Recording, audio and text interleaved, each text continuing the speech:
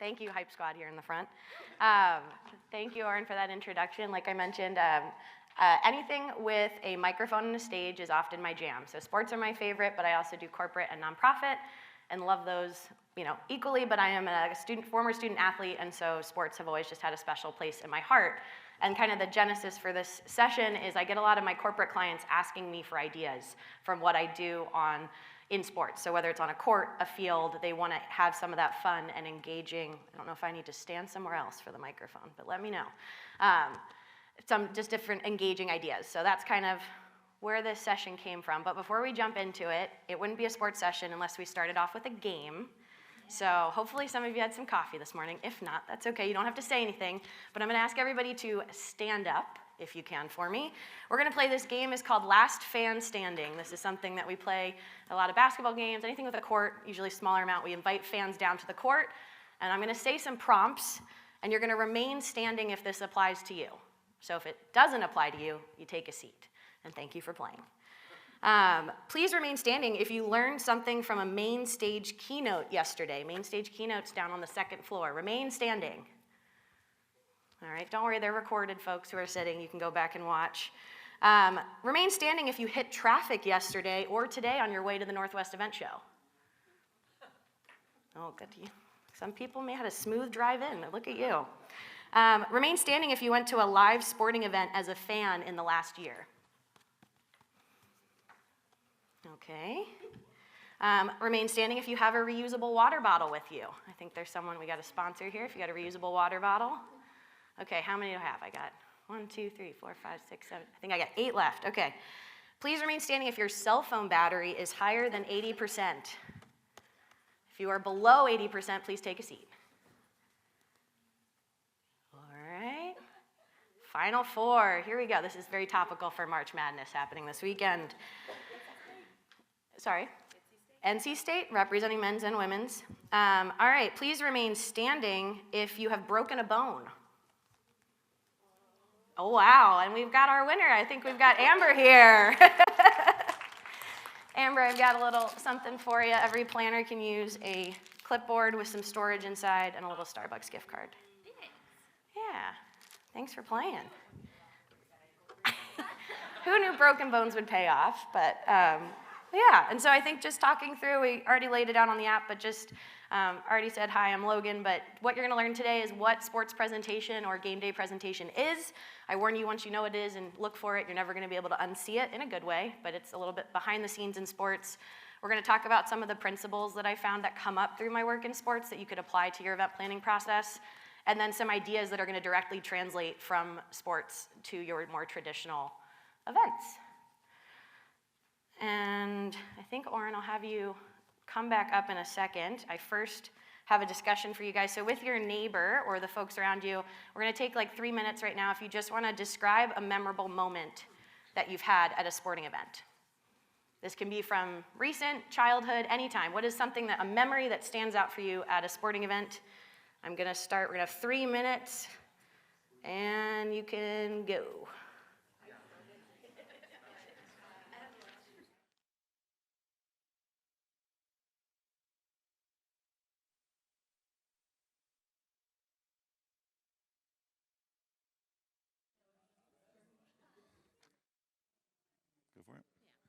All right, let's wrap it up and bring it back in. So does anybody want to share? There's no wrong answers to this, so. I mean, I didn't really have a good answer. You're just going to have to come to use the mic for our lovely friends at home watching this later. They want to hear your memory. When I was a kid, I went to a Giants game to see Barry Bonds, and he hit a home run into the splash zone. And the splash zone was the coolest because I was like, oh my God, there are boats out there and they're going to get the baseball, and I just thought that was really cool. So. Oh, thank you for sharing. Very cool. Anybody else?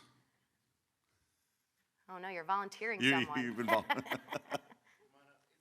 Oh, we like good ones.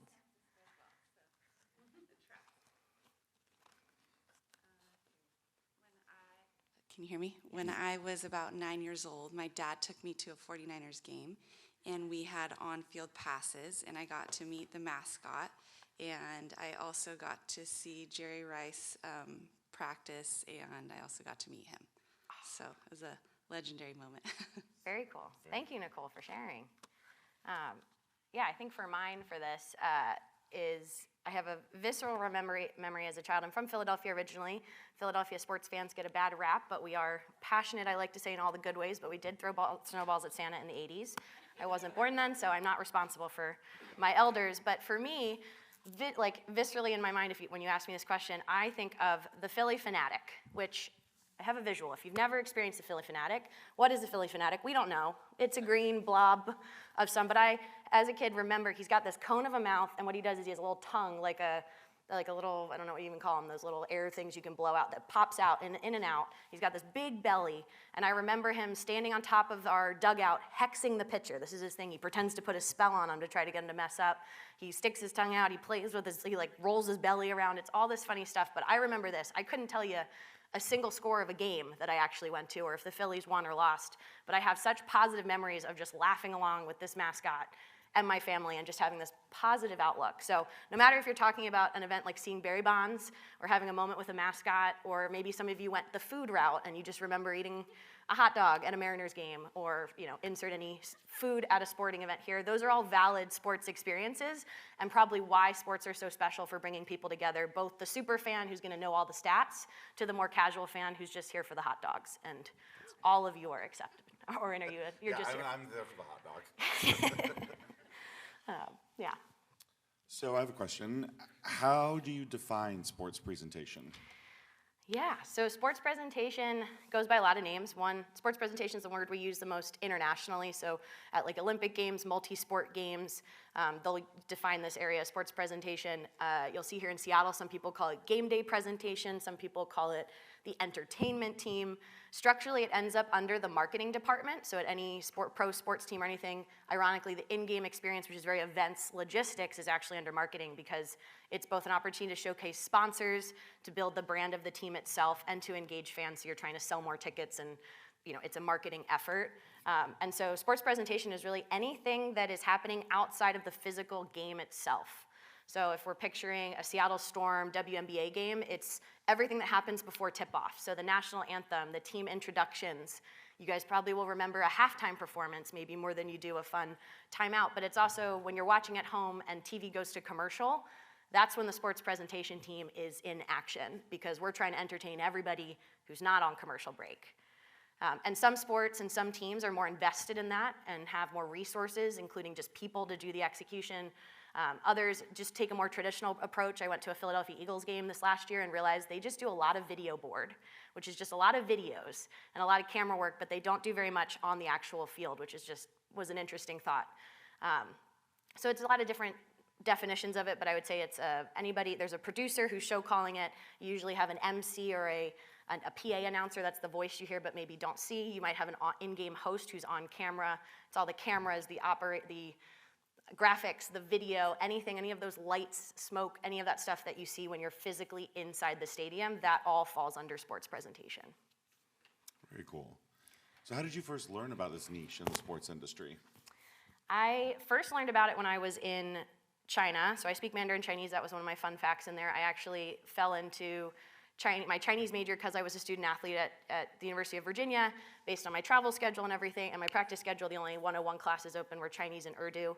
I didn't know where they spoke Urdu, so I picked Chinese, and then that led me to want to be in China and just try living in China, and I fell into this niche with some clients at a marketing agency that were American teams that were coming to China to do exhibition games, player tours, all of that to build their brand. And through that experience, I met the Pac-12 conference. And they have been doing a China game, ironically, here in Seattle. The Washington Huskies men's team was part of that first China game back in 2015. It was them against the Texas Longhorns. And I got put in a position, go ahead. What sport? Men's basketball. So they came for 1 week to Shanghai and did all these cultural events and tours, and then it culminated with a basketball game. And so I got paired up with the marketing director who didn't speak Chinese. I spoke Chinese and knew a little bit about sports. And I just had my mind blown because I got to be on headset. I got to learn about, again, what I would call, it's a job that's hidden in plain sight. And it's something I wish when I was 16, 17, 18, I knew this existed, that those who have maybe a theatrical or a fun background, there's a path for you in sports that's not just coaching or working maybe more traditionally for a team in a ticketing department or something like that. Because we do have props in game presentation. We do have rehearsals. They don't always go the same as we do them, but we have rehearsals, we have scripts, and we have a lot of things that we react to in the moment. So that's how I kind of found out about it, and then my love's only grown from there. But I'd love to show an example, I think. So here I'm just going to show you guys an example of what the sports presentation team does. And there's some audio here. Keep it going. And I'm sorry, you're going to have this song stuck in your head. Oh, he's not with it. He's not with it. I like it. I like it.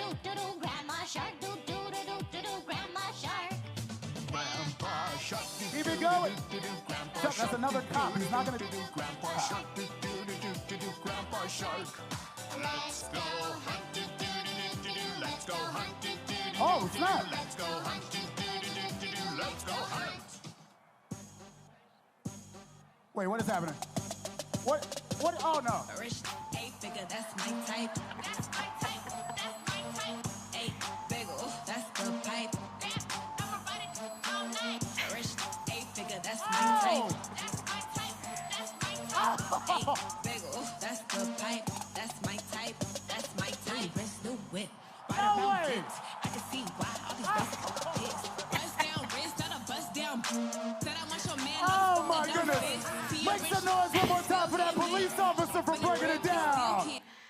So we're going to watch it one more time because this is sports. The music should be, it's just a little lower. But so this looked spontaneous. This looked like it just happened, but this was perfectly scripted and probably rehearsed.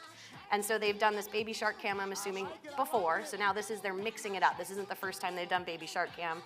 You saw he went to another police officer first as a plant to kind of familiarize us with police officers aren't going to dance, so that by the time they get to the second person, you're still like, oh, he's not going to dance because the first guy didn't dance, and now he dances, so he's surprising you. And then you're going to see they probably rehearsed this, exactly what song would come on. The Mascots worked with the director of exactly what hand signals they're going to do. And then I would assume this security guard is actually probably a dancer. I'll be really impressed if he just has these dance skills. But I have a feeling he's a dancer that they planted. So from a scripting perspective, you would have put this timeout probably either close to the start of the game or close to the start of the second half so that your dancer, who's being security, would only have to do it for maybe a timeout or two before they reveal that they're actually a dancer. And I guarantee if you went to this basketball game, that's what you're talking about after. This is the story you're sharing with your friends, that you can't believe something like this happened. And while it feels spontaneous and it's a highlight for fans, this is like heavily curated and scripted moment. But I also was looking at faces and myself, I do it. When I watch this clip, I can't help but smile. I mean, so much of what we do with events, even traditional events, you want to bring, if any goal of your event is to bring joy or creativity, like sports have tapped into that where you can't help but just be having happy endorphins release in your body looking at this because it's just so much fun. So not saying you have to get a dancing security guard for your next conference, but I mean, it's an idea just to throw it out there during a break. Yeah, I was going to ask you if that was a real police officer or an actor. Yeah, so I don't actually know the sports presentation team for this team, but I like for Los Angeles, I would just assume it isn't based on if I had to do this. We would probably try to get a dancer who maybe could pass as a police officer, okay, and then have them only stand in for one timeout as a security guard, and then the next timeout would be the reveal. Yeah. Oh, so you would you would reveal eventually to the audience? No, well, I guess this is what I would call the reveal: him dancing, and then I would have him maybe guard one more timeout and then walk off. Very cool. Have the real security guard come in. So what does the team look like in sports presentation? Yeah, so the sports presentation team, it's a team. I mean, one of the things I love about sports in general when I competed was the team atmosphere. And just like for us at any event, it mirrors your production team at your more traditional conferences and galas. So you have a show caller, you have a video director, a graphics operator. I think the differences are your PA announcer needs to have some technical knowledge of the sport for the sports side of things, versus here in like a conference, we don't really use a PA announcer. You could say it's maybe your voice of God, which depending on the size of your conference, maybe you don't use as much. And then we have on-screen talent, we call them, but they're your hosts that are going to be out and about interacting with the fans, usually the people on the court and everything. So it really does take a village, and you have different abilities of what you can do from a sports presentation perspective, depending on your budget. Because as we know, for a corporate conference, having one camera in the room costs different than having 10 cameras in the room, and sports are no different. But one of the cool things, I guess I forgot to mention too, is sports presentation is about entertaining the fans, but they kind of sit in this unique relationship with TV, with broadcast. There's certain things that sports presentation and TV work together on, like starting lineups, or think the Super Bowl, you know, we have those over-under bets on how long the national anthem is. That is usually gonna be sports presentation and TV working together and agreeing who is the person who cues that moment. But sports presentation is the one setting the field, making sure they're in the right place, they have the right mic, it's on, but it might be the director saying, the TV director saying go. We also then liaise with the sport people themselves, so you're probably like, Logan, this is all the fun stuff, like the sport matters as well. So like the basketball that's playing, or the baseball, or the football, and so you're working with the referees and the officials and understanding when can we play music, when can we have entertaining moments. If any of you guys are hockey fans, one fun thing they do with sports presentation is when there's a penalty and a player gets sent to the penalty box, and their own away player, usually the home the home arena, the DJ will play some like silly music, something to like poke fun, like Carrie Underwood Before He Cheats kind of song while the person's going to the penalty box. That's unique to hockey. Not every other sport would do that. So every sport has their own nuances. In volleyball in Tokyo, we played the Mission Impossible theme song whenever there was a challenge, and we just played that kind of looping, suspenseful while we were waiting for the result of the coach's challenge. So everyone's got their kind of nuances, but we kind of sit between the sport, broadcast, sports presentation, and we're really the advocates for the fans in person. Because if you've ever been bored at a sporting event, it could be because of the game's not going well, but it also could be because they're doing really basic sports presentation and not necessarily trying to engage you in those opportunities. So that's, yeah, part of that. Yeah, so you mentioned a run of show or script. Can you elaborate a little bit more on what that is? Yes. So I don't know how many of you guys are, I call myself an event nerd on this side, but I love seeing the behind the scenes documents. So this is our run a show, you know, jargon. Some people call it a show flow, a script, an ROS. I usually just call it my run a show. This is from a sporting event I just did 2 weeks ago. And so it's gonna look very similar to something that you might have for your general session, or even if this breakout room had a run a show. So it's got your time of day, your element of what's happening, your TRTs, your total run time. If there's a video element, audio, the LED are those LED boards that go around a lot of arenas, not everyone has them, and then notes for lighting. The one unique thing I'd say is the third column from the left, clock, because there's time of day, but as we've learned, the cool part about sports is we can script things, but we can't script the sports. Like NFL has all these memes out that the NFL season's scripted. I promise you it's not. But there are certain elements that will be like, if we're winning, we want to do this. If we're not winning, we want to do this. But you never want to like turn off and not do anything, even if it's a blowout. You just maybe change what you're highlighting. And so the time of day is important because of, you know, it does matter what time the broadcast starts, but the clock is what could slide. So with broadcast, sometimes you have a 5-minute slide, they call it, meaning we could start 5 minutes later than scripted. I don't know if you guys have ever, again, gone to a game and been like, it's an 8 o'clock tip-off, and all of a sudden at 8:05, they still haven't tipped off. That's usually because of TV, and they're trying to slot us into a TV slot. And so that's where time of day matters, but doesn't. Clock really matters, which is counting down those seconds down to when the game starts. And then once the game starts, we're just all off the game clock for what happens. And that's just the next one here I love for basketball. It's a little stressful with timeouts because you can see we have break number 1 under 16, break number 2 under 12, 3 under 8, and break 4 under 4. And so what those are TV timeouts, and this is a negotiation that broadcast and sport would have had together at some point. And I don't know how often they revisit it, but they negotiate and say, okay, we want 4 media timeouts. They need to be at least 2 minutes so we can get our commercials in. And essentially they say, okay, the first dead ball under 16 is gonna be our first timeout. And while that's what they say, that's not what always happens. And at any time in a sporting event, you have to be watching this one person who's on headset with TV to make hand signals. And you'll see at the scorer's table, if you watch basketball, it's one person raises their hand in a fist. That means we're going to a media timeout. So from a presentation perspective, as a stage manager or producer, you have to like always be ready. I had my under 16 at the Pac-12 tournament like 2 weeks ago. I had an under 16 come at 19:20. So 40 seconds into the game, I had my first timeout. And it's one you have all your props and everything has to be ready. So it's very fluid, and football's even more my little nugget for NFL fans. If you go to a game, the way they communicate timeouts to everybody on the field, TV does, is there's one person with bright orange gloves that are this long, like you would like wash, I joke it's like you wash dishes with them. I don't think they're that material, but they're bright orange, and they stand on the sideline, and when there's gonna be a break, they walk out to where like the numbers are on the field, and they cross their arms over their chest. And that's their signal that we're about to go on a timeout. And that's how we know, my team knows down on the field, that's how everybody knows we're about to take a timeout. If they come out and they start just waving their arm like this, that means we're playing through, we're not having a timeout.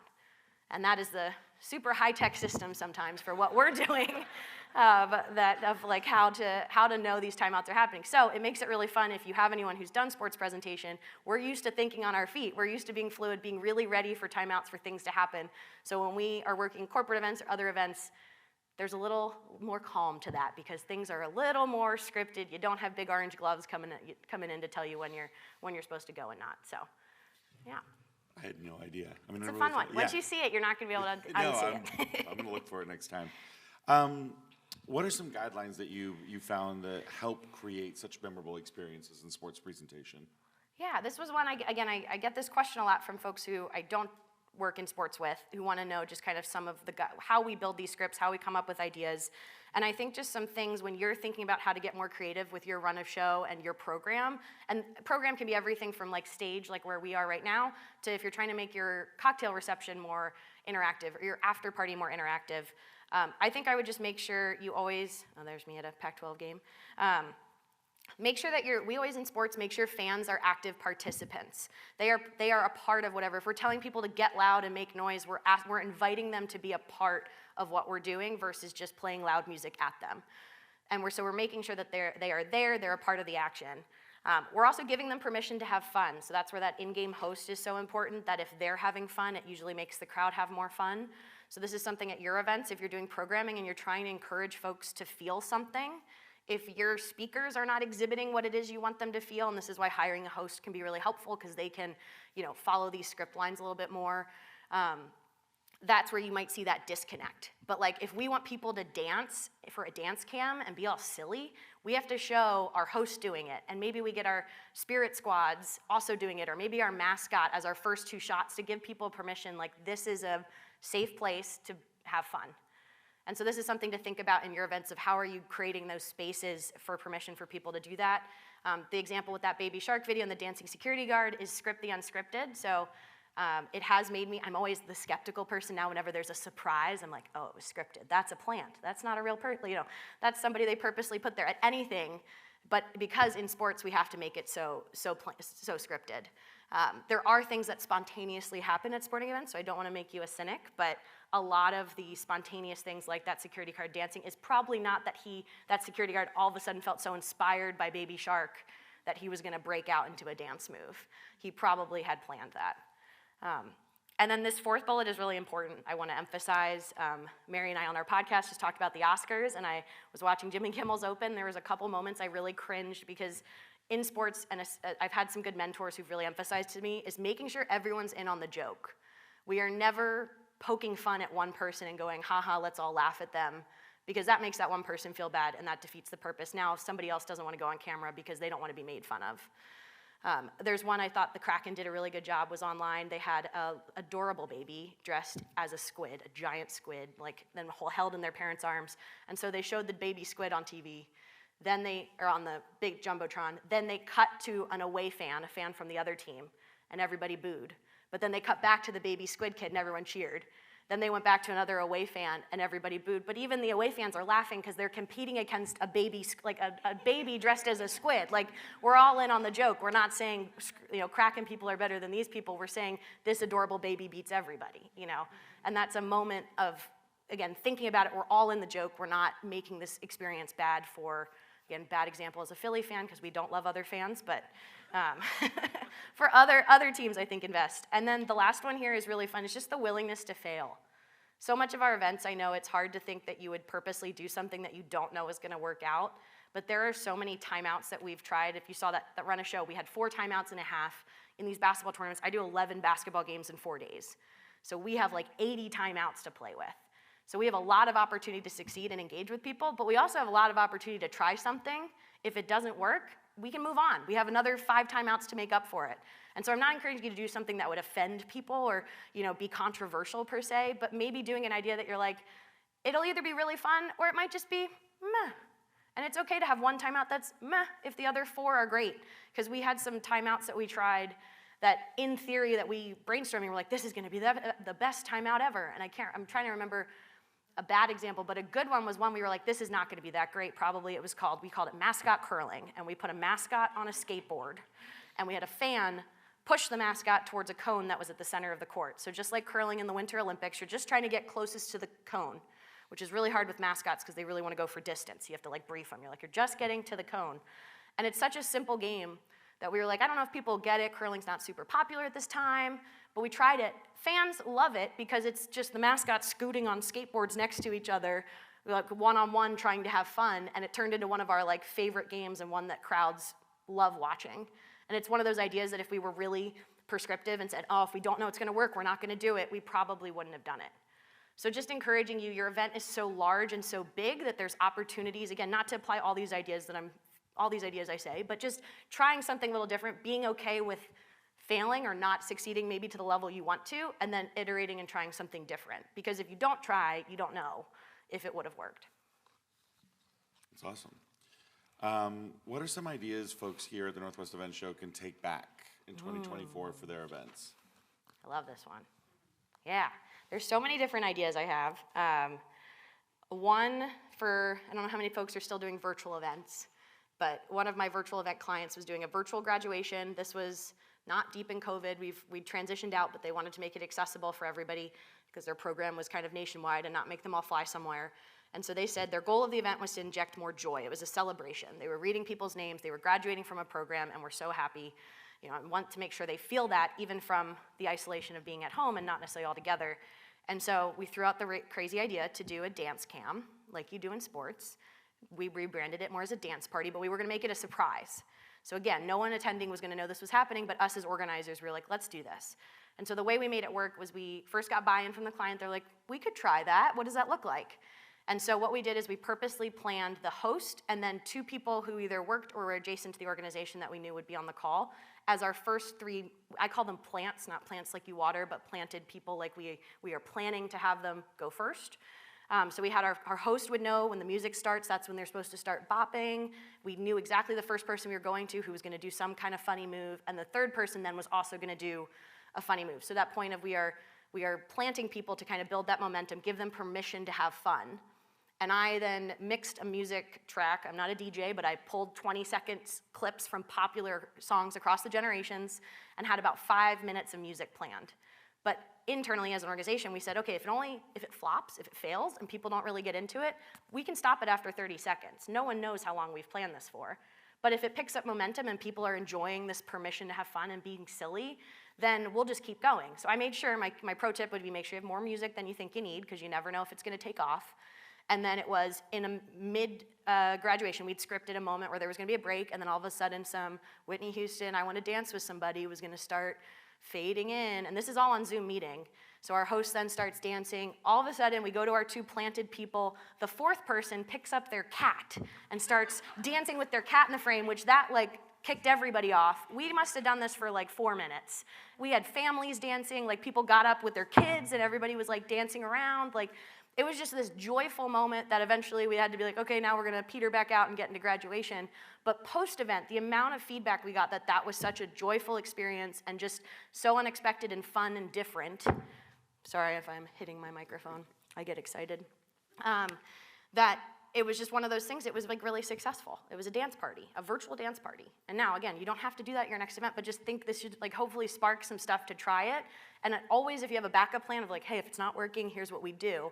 But I don't think there would be anybody who would be mad that, hey, we tried dancing for 20 seconds and people were just let's move on, and we just moved on. That's not the highlight, then we'd get back into the graduation. But that is one that is still to this day a highlight. So I feel I've got a lot of stuff with sports is I feel the power of music. So if you go to baseball games, sorry, I'm really bopping around up here. Power of music, if you go to a Mariners game, they got walk-up songs for all the players. And some players have the exact same walk-up song no matter what time it is. Others have fun and change it up every inning. So for your speakers, having walk-on music, this is like super low-hanging fruit. I do this for all my general sessions. My A1s and A2s audio folks don't love me for it, but as long as you get the actual music file for what they're looking for, that usually will set you up for success. But it's a fun way to inject a little bit of personality into your executives, your leaders, your keynote speakers, any of that. I also love sound effects. I fell in love with these during virtual because we couldn't hear people clapping or laughing or anything when they're on mute, or maybe not even on camera at all. And so I got into playing some loopy, funny cha-chings, little fun sound effects that, again, we do in sports all the time just to add a dimension. So you could do this at your live events, your in-person events, where, again, if it's a super crowded room, maybe you don't need to add your fake applause, but you can have some sound effects that are also there to bail you out in case there's not enough laughter in the room at the joke. Then it's kind of like, oh, we're laughing at the canned laughter, like you would when you watch a 90s sitcom, that you're like, okay, it wasn't that funny, but all right, now I'm laughing at the laughter. So the power of music is there. We also love a giveaway. T-shirt toss. I don't know if any of you guys have seen, weddings are starting to do T-shirt tosses. Not every wedding, but a couple. They're doing a limited edition T-shirt about the couple for maybe they only print 20, 30 T-shirts, and they're tossing them out. People love free stuff. Like this is, you can pick what fits for your product or for your event. They love, here in Northwest Event Show, I'm sure if any of you, exhibitors are giving away free things for you to come and talk to them at their booth. So you can take this and put this into your program to do some kind of giveaway. I love a late night snack. I think Chef Molly from Climate Pledge Arena was talking about Tuesday about how no one likes event chicken. I stand by that no one really remembers the food that you're eating, but they will remember the late night snack. And this can be as simple as pizza or French fries or name local dish here. They will remember that you bring out, especially if you're doing like an after party of some form or a later evening affair, bringing that out and putting money on that versus your dinner, you're gonna have a much higher return and much more memorable part of that. I did this for a corporate awards show that I had a client who was saying we lose the back of the room. It was 1,300 people. And they lose the back of the room because they know they're not winning awards, and so they just start talking, and they talk louder and louder and louder, and it's hard for the MC to keep control of everybody. So one of our ideas to try to make everyone feel like a winner was that we hid a gift card under one chair at every single table. And during rehearsal with our speaker, I was like, so you get to be like Oprah, and you get to tell everybody, look under your chairs. You might have found something special. And he quoted me on stage. He was like, I'm Oprah. I want everyone to look under your seats. I have never seen more grown adults in finery. This was a black tie affair. Get down on their hands and knees, flipping over chairs, trying to find these $20 Starbucks gift cards. And they emerged victorious, and you saw people so happy, and every table had a winner. So every table got to celebrate with somebody. And it was something that, like, again, if you're thinking about budget impacts, it was such a little affordable, little drop in the bucket, but just something fun to refocus everybody. I wouldn't suggest doing this at the start of your program because then that'll just encourage you to lose the room, but this was a nice, about like 2/3 of the way lull that we kind of brought everyone back together.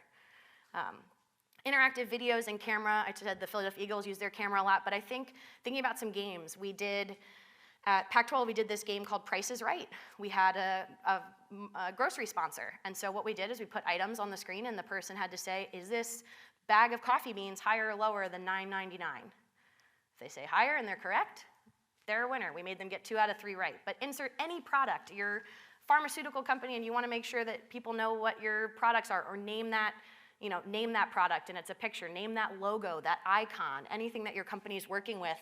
And this can be a game that you play at your, at a reception or even at your booth outside, or this is something you can play on screen for everybody.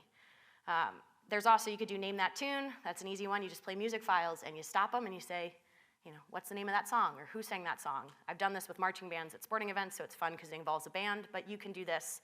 Again, if you had an event in Nashville, maybe it's name that country tune. It's on theme with your Nashville event. And then dance cam. I have yet to do it with one of my corporate clients in the room. The same that did the gift cards. I've been always trying to get them to try something different.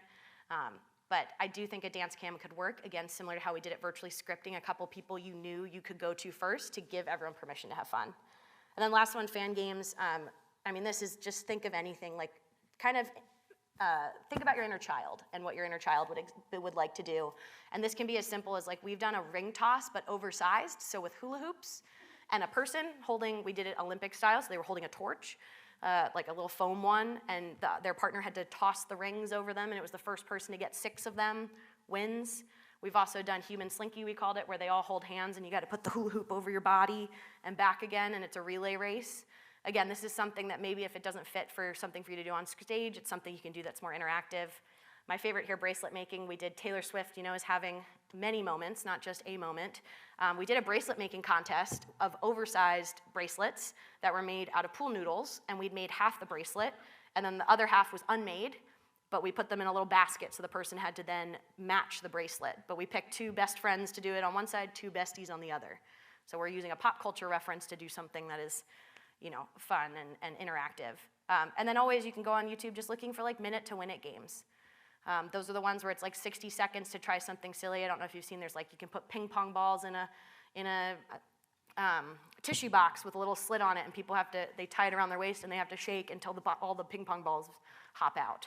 Like there's all these like little silly games that you can do that, again, giving people permission to have fun is gonna put them in that mood for your event. And there's very few events out there that I think want you to be very somber and focused, and maybe your whole conference, your whole event is not focused on this, but there's gotta be moments where you want them to feel some kind of joy or excitement. Very cool. We're actually going to turn it over to the audience now for any questions. But I actually have one. Yeah.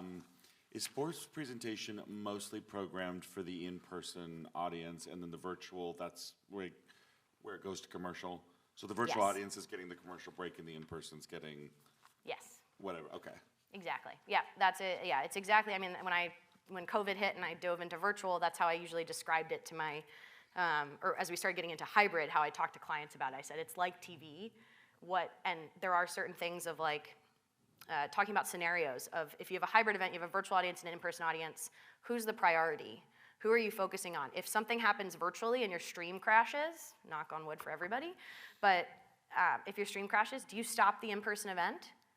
Do you wait for virtual to come back, or do you keep going and then you have a plan, you'll show the recording to other people later?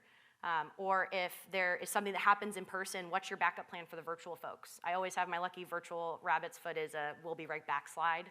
And I tell everyone it's my lucky rabbit's foot because as long as we have it, we won't have to use it. But it's idea to put something up. Think, if in sports, if someone got injured, is TV gonna sit there and focus on the injury, or are they gonna cut to their studio audience or their studio team and start analyzing some other games and just intermittently checking in? So yeah, your virtual is TV, and that's why my mom loves to watch what I do, and she gets very mad that she doesn't see me on TV very much. And I said that's on purpose because you're at commercial break and you shouldn't see what I do. We are running around a lot behind the scenes, but if you're in person, you'll see the people with the headsets running around are the ones that are kind of setting up anything that's happening outside the sports. Very cool. Anybody else?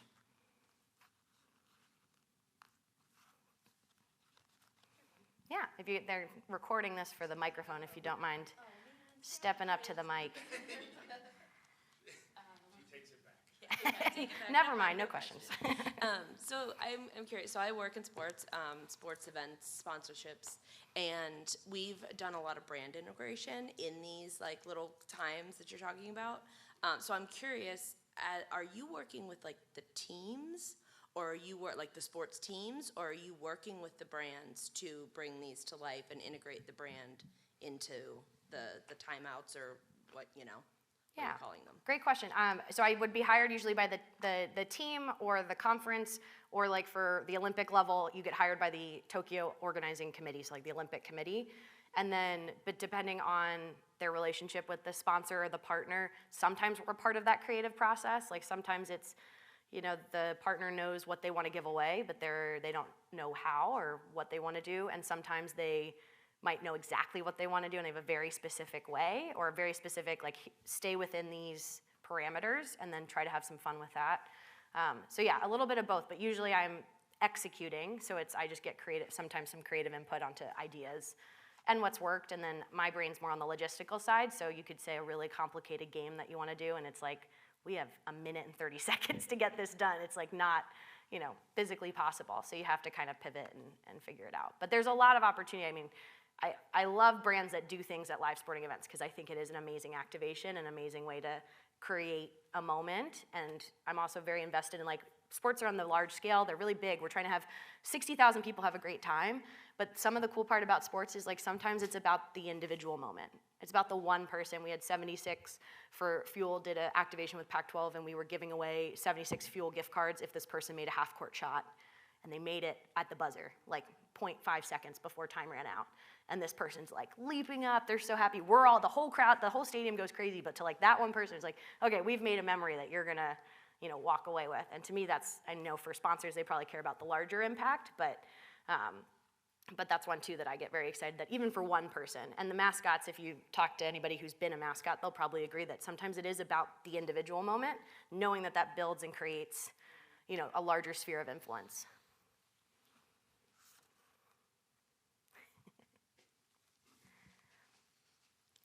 If someone listening to this wants to get more involved in sports presentation, where do they start?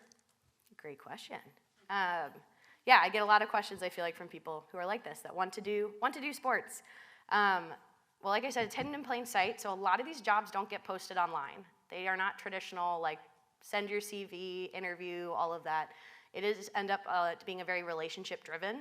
At the entry level, so being a stage manager, again, they sometimes call it match day assistant, game day assistant. Those they'll post online. And so that's a good way to get your foot in the door because, again, events has a lot of like, you need experience to get the gig, you need the gig to get experience, and we're stuck in this loop. So there's also opportunities. A lot of these teams look for volunteers. Like the Sounders, they have volunteers who hold the flags at the start of their opening, you know, entry and things. So that's a way just to like get there and then talk to people and start to figure out like, hey, I'm interested in this. When do you guys hire for it? All of that. Again, a lot of people ask me about getting hired for the Olympics is a big one, and that's one that I'm like, the Olympics, start hiring not the year of the Olympics, but like you need to be working 2 years prior, applying for things, or at least working those relationships 18 months prior, because folks are locking in their teams about a year in advance. And so that's when you have to play kind of the longer game with it. But with like the Olympics, it's a great, I volunteered with Team USA in Pyeongchang in 2018 as a way just to get there. They don't pay, but they feed you while you work, and you get to meet everybody and see just how big the Olympics are. And then from that, you have that anecdotal experience if anyone is asking you, you know, have you worked at the Olympics before? And you can say maybe no, but I've been there and I understand that there's this, this, and this that goes on, and that'll help you stand out from someone. There's also a company called Jet Set Sports for anybody who is a logistics person. They hire teams. Essentially, they are hired to do travel packages for Americans who go to the Olympics. So this is like, think hotel, transportation, ticketing, all of that. So they look for logistics managers on a contract basis to come in the, you know, maybe month prior to the games and stay through the duration of the games. So it's about a 2-month contract. So that was someone that pre-COVID during Tokyo I was exploring while also trying to explore the sports presentation side of things. But that is one that is a formal, you put your CV in, you go through a couple rounds of interviews, and their offers, I would say, are pretty competitive. So that's one company I know for sure that does the more publicized route. But my behind the scenes is always LinkedIn, you know, figuring out what people are doing and what job titles they're using. Like on my LinkedIn, you can go through and see what the job titles are for all these sports I've worked, because it does differ if you're local versus international of what we call what we do. Like I said, sports presentation, game day presentation, marketing assistant, whatever it is, and then just messaging some of those people, because again, the sports world is big and small, just like events are, where we're all a couple of degrees of separation, and usually folks are willing to put your name forward. I think we have time for one more question. Anybody has one?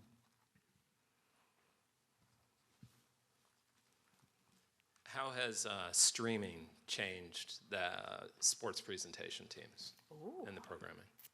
It hasn't impacted it too much, at least in my experience. If anything, it's probably added a little bit more fun because you're dealing with some streaming directors that maybe aren't as well versed as the TV directors. Often your TV directors that you work with have been in the industry for 30, 40 plus years if they're sitting in the director's seat. And some of these streaming teams have, you know, they've recruited from those groups, and others they're a little bit greener. So just in terms of like certain things that we do that impacts TV, about starting lineups and national anthems and things like that, where we would all be very synced up, I have found sometimes with those that are less experienced, it can be a little more fast and loose in a way that TV is like down to the second, in a way that has made, I've had my run of shows by by non-sports clients described as militaristic before, which I laughed at because I have everything to the second on my run of shows. Because in sports, I will get an earful from a TV director if I'm 4 seconds over. In a general session room for my corporate clients, they don't mind if I'm 4 seconds over. They'll mind if I'm 4 minutes over, yes, but they don't mind about the difference of seconds. But in sports, I literally have a world clock up and I am sync counting down in line with the time. And because that's a big thing with sports presentation is we never want them to wait for us to start a game. We don't ever want to be, it's because we're still doing starting lineups or we've got smoke going or fire or something going that is causing the game to be delayed. But we're totally okay to sit there and be just playing music while we're waiting for TV to start because they're still at commercial. Because just as everything that we're doing is so fluid, TV's also really fluid. Even streaming, I feel like, has similar things. But yeah, not too much of an impact for what we're doing. It's more I've just found from the personal behind-the-scenes experience. It's been a little less structured than when you're working with like an ESPN or a Fox or like the Olympics or OBS, the Olympic Broadcasting Services. They are the ones that do all the broadcasting for the Olympics, and then every country takes their local provider. So NBC takes OBS's feed for a lot of their sports coverage. Yeah. Perfect.